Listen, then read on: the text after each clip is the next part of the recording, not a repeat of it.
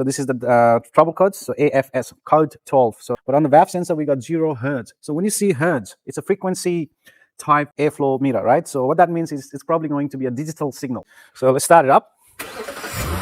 Okay, so we got 50 hertz. Okay, that's when it's at idle. So I'm just gonna reach out and rev the car a little bit, and you can see, I'll just use the accelerator cable here. So you can see that hertz is going up. So that more the numbers, more the airflow is. That's how the computer knows, I believe, right? So right here, this is my wiring diagram. You got multiple components in that airflow meter. So on the auto data, I got air intake temperature sensor, where I'm highlighting right now, right? We also have baro pressure sensor, barometric baro sensor, right? And we also have a VAF, volume airflow sensor. And 7 wires going into this red wire, and the black wire is going to be your earth and the power, and they are shared between multiple other sensors and actuators. You can see it's shared here and everywhere.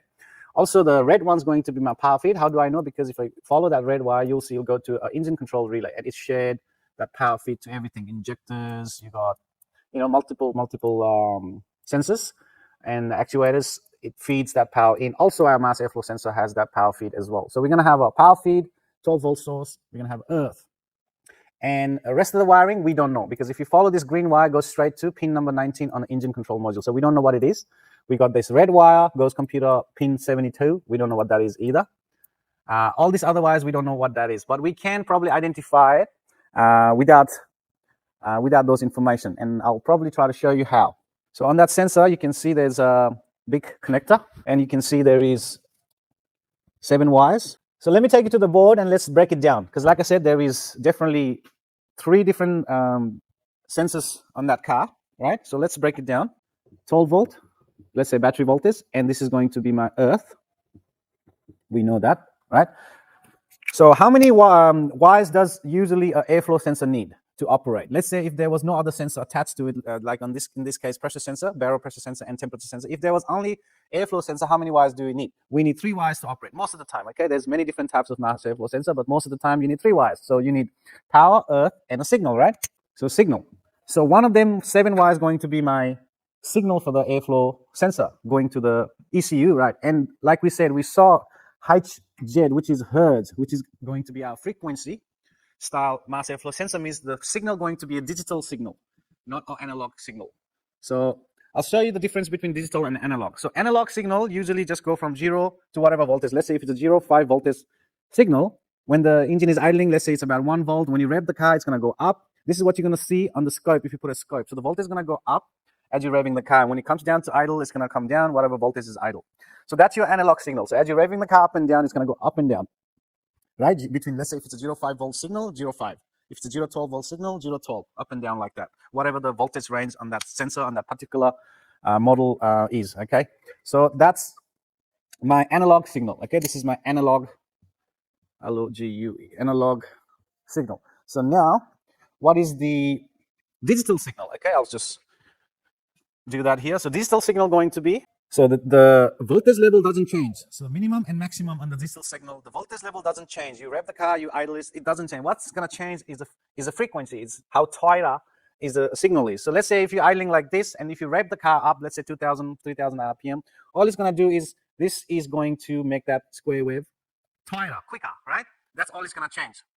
So that's our digital type signal, and then computer measures the frequency and knows how much airflow is coming through that sensor. The other sensor they had was a air intake temperature sensor, right? So inlet air temperature sensor, meaning the temperature of the air going towards the engine. I need 2 wires, and one going to be my what? 5 volt reference, right? And the other one's going to be my what? Ground, earth, whatever you want to call it, ground. And we got the third sensor, which is going to be my baro sensor. So what does a baro sensor needs to operate? Like a pressure sensor, we're going to need 3 wires for baro sensor, right? So I'm going to go and talk about it, what those 3 wires are now. A 5 volt reference voltage, right? And then we're going to need a ground, earth, and we're going to need a signal. Or sometimes you'll have a bias, sometimes it doesn't, okay? So you're going to need what?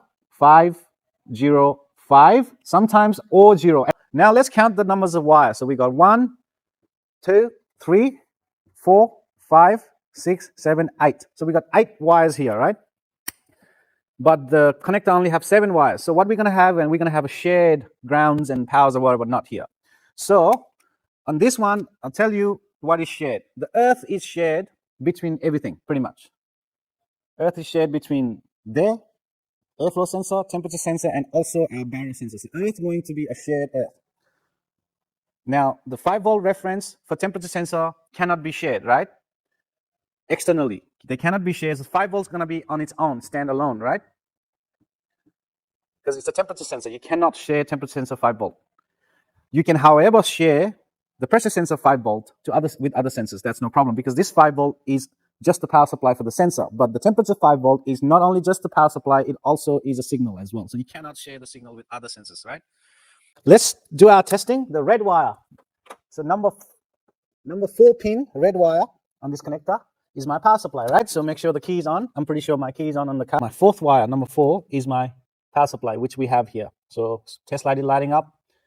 No problem. Power supply is solid. 1, 2, 3, 4. The 4th one, the red one, is my power supply. The 5th one, black, is my earth. Okay, so let's find the earth. And there we have it. We got earth in that pin, as you can see. My test light is lighting up. So the power on earth for our sensor is good. So we got the first one, 5 volt. We got the 3rd wire, another 5 volt. And we got the second last wire, which is red and blue. We got 4.7 volt. Okay. The 4.7 volt is going to be my temperature sensor 5 volt, okay? So now what you want to do is you're going to connect your test light to battery negative. So on the tip of my test light, I got earth coming in through the test light, okay, from the battery negative. When the circuit is open, it's 5 volt. Let's run it up to 5 volt. And I'm going to touch that pin with my test light. Got negative on the test light tip. That voltage is going to drop to almost nothing, almost 0, right? Okay, what we're doing is we're pulling all that signal voltage down to ground. That's what we're doing here. So I'm just going to go and find my temperature sensor. So now what I'm going to do is I'm going to touch that same wire, same setup with the test light connected to battery negative, and you'll watch that temperature.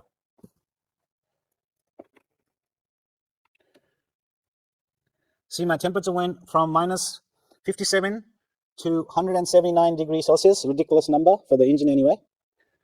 So what I'm doing is I'm pulling that 5 volt down to 0, down to almost 0. So that's what computer is seeing. So I can change that temperature reading on the scan tool just using test light. So that's how we can verify that that is my temperature signal wire, the 5 volt we're seeing. The reason the 5 volt reference we talk about, which is also the signal as well for the temperature sensor, the reason we're only seeing 4.7 voltage there, engine computer ECU, right? So 2 wires for the temperature sensor. This is just the ground. In this case, the ground is shared between other sensors, so let's not worry about drawing it inside the computer. So let's say the ground comes directly from other source somewhere else. We don't care. And this goes to my temperature sensor like that. So we said this is our 5 volt signal wire or reference voltage, but we were seeing only 4.7 volt on this wire. The reason that is because there's a resistor in the computer before it travels that 5 volt down to that sensor. So if everyone's following me, 5 volt inside the ECU, traveling through a resistor, another resistor, and to the ground. So where does the computer do its measurement? Right here. Right here, its computer is going to do our measurement between 2 resistors. You can go and watch my coolant temperature videos. I'll show you in detail. This is the reason why that 5 volt coming from the ECU is dropped down a little bit.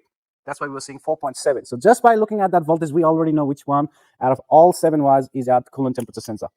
So we still have 2 more 5 volts on that connector, right? So we don't know which one is going to be our 5 volt for the barrel sensor. We're going to have a ground, which is a shared ground between all the sensors. No problem there. We already verified our ground on that black wire. And the signal or bias voltage is going to be another 5. And some sensors don't have 5. So it's going to be 0. And I know this sensor is not going to have that 5 volt bias. So let me draw a picture real quick here. Got the ECU, right? And then we're going to have 3 wires. This is a typical pressure sensor. We're going to have 3 wires coming out. Okay. So let's say this box is my pressure sensor. In this case, it's a barometric pressure sensor, okay? Now, what we're gonna have here is we're gonna have a 5 volt, we're gonna have a ground, right? And we're gonna have a signal. So usually when the circuit is open, connected, disconnected, you're gonna see 5, signal, ground, okay? So in this sensor, we're not going to have a bias voltage. So sometimes they have bias, sometimes they don't have bias. And I'll show you what I mean by that. So we got a 5-volt source sending the power to the pressure sensor. We're going to have a ground, straight to the ground inside the computer, whatnot. And we're going to have a bias where the computer is going to do its testing, reading, not testing, reading of the voltage change. That's how the computer notes the pressure. So let's say this is our voltmeter, right? So what we're going to have is, in this scenario, we're not going to have bias voltage, means the circuit's going to look like this inside the computer. But the ones that has 5 volts going to have a resistor traveling down from the 5 volt to the signal sensor. So that 5 volts not only going to travel to the power supply 5 volt reference, it's also going to travel on the signal bias. That's why when the circuit is open, you're going to see a 5 volt here as well. The 5 volt doesn't do anything. It's just there for monitoring. The computer can monitor the circuit, the wiring, and everything. So in this case, we're not going to have that resistor. So that's why you're going to see 5, probably close to 0 and 0. So 5, 0, 0. That's what we're going to see. 5, 0, 0. So now we still have 2 more 5 volt we saw on that wiring. One of them going to be a reference for my barrel, and another 5 volts probably going to be a bias voltage for my airflow sensor. On my wiring diagram, you can see, right? The black ones verified, the red ones power already verified. We got the red with the blue wire is my temperature sensor signal, right? So we verified that. Now we are left with 1, 2, 3, 4. 4 other wires. We still gotta check it out, right? So on the green, yellow, we saw 5 volt. We also saw 5 volt on the white, black. So these 2 has 5 volts. Okay, so let's go back there and let's verify exactly which one is my barometric pressure sensor 5 volt. We got 5 on that wire and we got 5 on that third wire on the white. So they're both on the same level, 5.02 and a 5.02. So the way we can quickly verify is this. If it's because we're only going to need 1 5 volt for the barometric pressure sensor reference, right? And the other 5 volt is still present there, but I believe that's the signal for my airflow sensor. So now let's verify which one is my reference, which one is my bias. Then we can know what's going on here. So for that one, I'm going to back probe it on that first wire, which is my green, yellow, right? So we got 5 volt on the meter. I'm going to plug it in.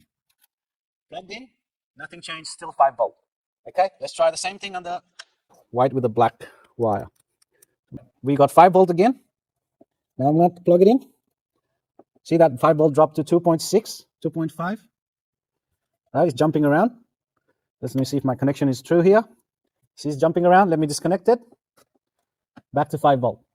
So what does that tell us already? We know that this 5 volt that we are testing right now on a white black wire is a bias voltage. It's not a reference 5 volt power supply. So that, and I told you already that this barometric pressure sensor doesn't have a bias voltage.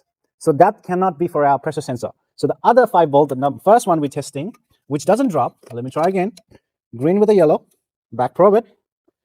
Got 5 volts. Plug it in. Doesn't drop. So that's my solid 5 volt reference. That's what we want to see. So that's a power supply for my pressure sensor. We found our 5 volt, right? So we found my barometric pressure sensor 5 volt, which is my green, yellow wire, the first one. The ground is shared between all the sensors. So we already know which one is our ground, the black wire, right? Now let's go find the signal. And I told you there's no bias voltage. So you're probably going to see 0 or close to 0. There's no other 5 volts left there on my connector on 7 wires. So that other 5 volts possibly going to be for my airflow sensor. Okay, so usually, this is another trick we can use. Usually, when you're looking at the connector like this, bunch of wires going into it, and we know the component has multiple sensors in it. Usually, the wires are close to each other. So for one sensor, let's say for an air temperature sensor, the wires will fire to this side here. We already verified the 5 volt. The first wire on this side, green one with the yellow, is a power supply for my pressure sensor. So right next to it, I got another green with the white wire. If you can see on the camera, hopefully. The green with the white wire, right next to it, the second pin on the wiring diagram, number 2. Usually, they are next to each other for one sensor. Okay, you can try that. I've found that in many, many different sensors. When there is few sensors on the same component, one box, let's say, usually the wiring is arranged like that, close to each other for one type of sensor, then move on to the another type of sensor. So I'm pretty sure the second wire is going to be my signal. So let's just touch that wire and see what we see. So we got 0.016, which is close to 0. That 0 could be Earth, right? So let's just quickly verify that, if it's Earth or not. I got no Earth, so nothing's happening here, right? I'm looking for Earth. So we know that's That's not an earth. That's actually 0 volt, means nothing. There's nothing in that wire. So like we discussed on the board, this pressure sensor has no bias voltage. So I will say that is our wire for my pressure sensor signal. Okay. So basically we've verified our 5 volt. It is coming to the sensor. We verified our ground. It's shared. It's there. Now we're going to test the signal to identify the wires and all that. So this one doesn't have a bias voltage. That's why we saw 0 volt on that signal wire, which is green, white wire. Okay. Now what we're going to do, exactly same thing. We're going to see if we can energize that signal and make the computer read the voltage or change that data on the scan tool, exactly like we did on the temperature sensor. Okay, currently I'm seeing 0 kPa pressure on that barrel sensor, right? If I connect it, the barrel sensor goes to 94, which is where my area is. Obviously 94 kPa is pretty close. Around 100, roughly, you know, if you want to remember that number, barrel sensor should read around 100, 99, 100. It depends on the altitude, location of your area, where you're at. It's just the atmospheric barrel pressure, right? So we got 94 when it's connected. When I disconnect, it goes to 0, right? So that's already telling me that that signal is working. Everything's getting to this computer because the scan tool is reading that. My test light connected to battery negative. Same thing like we did on a temperature sensor. I'm going to touch that wire. See, that barrel pressure dropped to almost 0, almost 7. It's jumping up and down, but around 6, 9. And on the multimeter, you can see my voltage is 0.3. It dropped from 3 volts, 3.7 volts, which is 94 barrel kPa. Touch the signal wire with the test light connected to battery negative. I can drop that voltage on the multimeter. I can drop the signal on the scan tool. So we know that's our barrel signal. Pretty simple. Airflow sensor. On the board, you can see we got earth at the very top, AFS. We got 12 volt, earth, and a digital signal. So that 3 wires going to be my airflow sensor. So we got the 12 volt, we got the earth, we already verified red and the black wire, right? Now, the signal wire could be the green one, right? It could be the green one. It could be the white with the black one. So let's go and verify that. Okay, let's go to the scope again. For this one, we're going to need a scope. So I got the scope already set up here. We're just going to go plus minus 20 volts scale for now. I'm going to go find those 2 leftover wires. So we got the white with the black and the solid green. Those are the 2 wires we still haven't verified and identified. Okay. Okay, so let me go and touch the white with the black wire. All right, 5 volt. Now let's connect that. So as soon as I connect it, you can see, let me change the probe. It's not making a good contact. As soon as I connect it, you can see on the screen, it's got some digital signal happening, right? I'll just zoom it in a little bit more.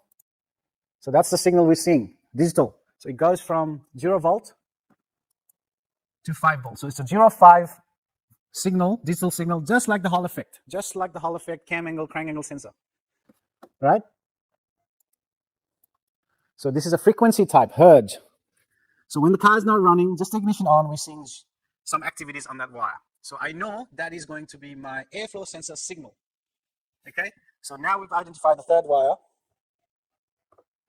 On the board again, red is a power supply for the sensor, black is the earth, and the signal is going to be my white with black trace, which is a digital signal as we're seeing on the screen. So this one, white with the black, number 3, 3rd wire on that connector is going to be my, and it goes to pin 90 on the ECU there. Okay, this is going to be my signal for airflow sensor.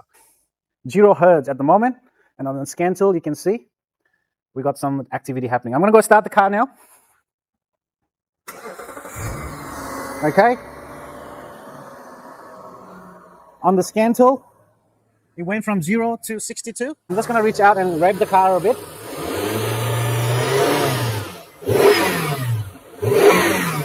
You can see it goes up and down, 100, 400, whatever numbers were there. So as you're revving the car, more airflow means more frequency, more hertz on that one. So let's go back to the scope here, and you can see on the scope as well, we got a digital signal happening. So this is a digital 0.5 volt signal, just like the Hall effect.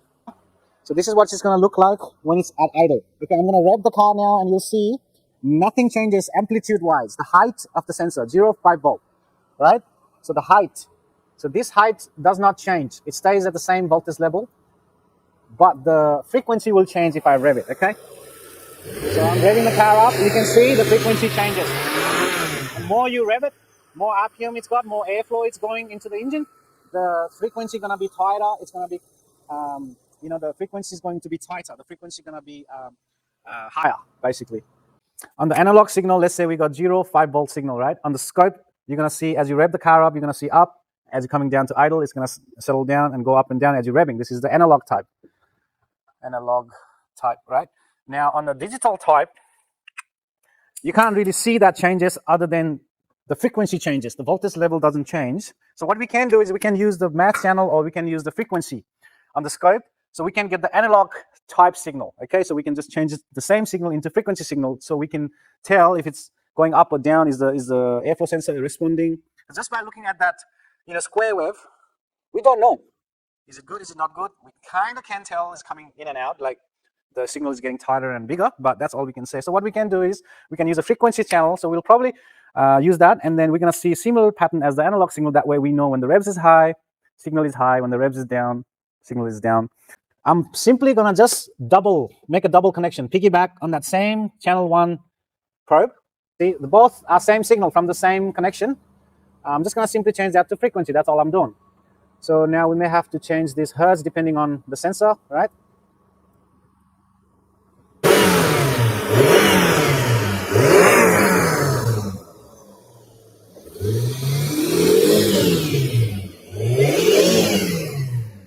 So that's what it's going to look like if you change that to frequency. All I did is change the same signal into frequency right on the drop-down menu there.